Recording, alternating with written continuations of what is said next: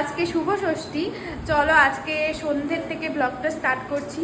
তো ষষ্ঠীটা আমাদের কেমন কাটে, কিভাবে কি করব না করব সবকিছু এই ব্লগে তোমরা দেখতে পারবে। তো চলো আগে দেখি মা সন্ধ্যের টিফিন কি করলো। আসলে আমরা আজকে ঘুরতে বেরোবো কিন্তু একটু পরে।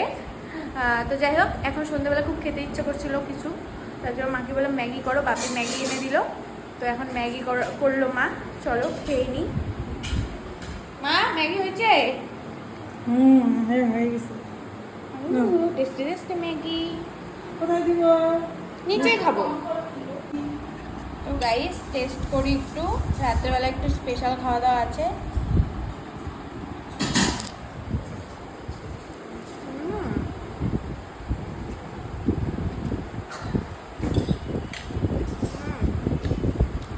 আমাদের দেখো ষষ্ঠী স্পেশাল খাওয়া দাওয়া চলছে আমাদের ষষ্ঠী মা স্পেশাল। রান্না করেছে হচ্ছে পোলাও, আর এই যে আমার বর বাড়ি থেকে চিকেন রান্না করে নিয়ে এসেছে, যেটা কিন্তু দারুণ হয়েছিল। এখন খেয়ে নিই, তারপরে একটু রেডি সেডি হয়ে বেরোবো, তোমাদের সাথে সবকিছু শেয়ার করবো। ওই জন্য আগে ভিডিওটা যাবেই। খুবই হালকা করে রেডি হয়ে নিয়েছে, হালকা একটা জামা পরেছি যেহেতু বাইরে প্রচন্ড গরম।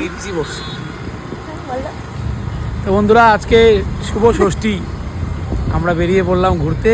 এখন রাত্রি বাজে প্রায় 12টা। 12টা, দেখি কোথায় কোথায় যাওয়া যায়। আজকে বাদ বাকি করে ঘুরাই দিই। আজকে ঠিক করে বেরিয়েছিলাম যে যেগুলো আগের দিন ঘোরা হয়নি সবগুলো দেখে নিব। আর দিনাটাতে মোটামুটি অনেকগুলোই পুজো হয়, আর সবগুলো খুব একটা দূরে না, একদমই কাছাকাছি। তো সব পুজো চাইলে একদিনও দেখা যায়। চতুর্থীর দিন তো বেরিয়েছিলাম, তো সেদিন মোটামুটি 4-5টা দেখেছি। আজকে বাদবাকিগুলো দেখে নেব ভেবেছিলাম, অনেক রাতেই বেরিয়েছিলাম। এদিকে ইন্ডিয়া জিতেছে, তাই এত চিল্লাহাল্লা হচ্ছে, বেশ ভালোই লাগছে পুজোর দিনে। তারপর পৌলমীদের সাথে দেখা হয়ে গেল। এরপরে চলে গিয়েছিলাম একটা প্যান্ডেলে, যেটা কিনা আমার খুব ভালো লেগেছে। এখানকার পার্সোনালি আমি মানে যেটা ভালো লেগেছে সেটা হলো মায়ের মূর্তিটা এতটা সুন্দর, এতটা মানে গর্জিয়াস কি বলবো। তো যাই হোক, সেখান থেকে বেরিয়ে চলে গেছিলাম আরেকটা জায়গায়।